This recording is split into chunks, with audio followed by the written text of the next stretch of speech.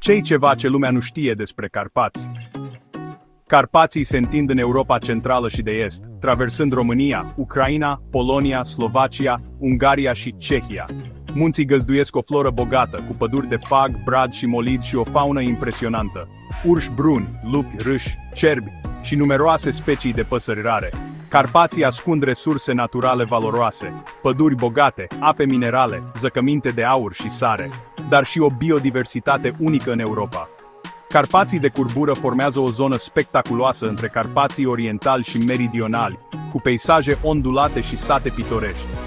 Carpații sunt împărțiți în trei grupe principale: Carpații orientali, Carpații meridionali și Carpații occidentali.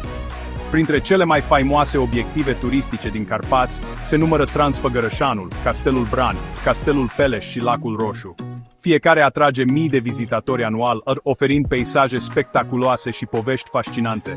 Carpații sunt împărțiți în trei mari grupe: Carpații orientali, meridionali și occidentali.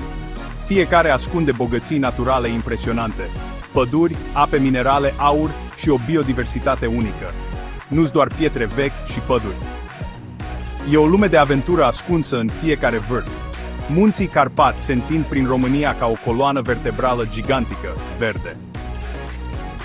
Imaginează-ți peste 1500 de kilometri de stânci uimitoare, peșteri misterioase și păduri sălbatice. Ai auzit vreodată de Transfăgărășan? E numit cel mai bun drum de condus din lume, șerpuind prin nori.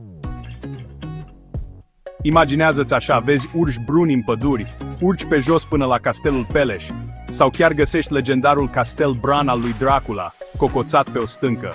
Și partea cea mai bună: fiecare anotimp aduce o vibrație nouă.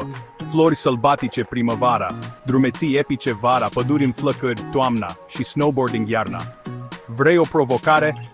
Cucerește vârful moldoveanu, cel mai înalt din România, la 2544 de metri.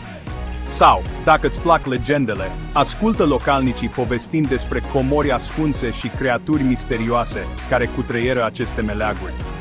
Break time 0.5. Așa că, data viitoare când te gândești la aventură, uită de derulat pe TikTok. Carpații te cheamă și crede-mă, asta e o călătorie pe care nu o vei uita niciodată.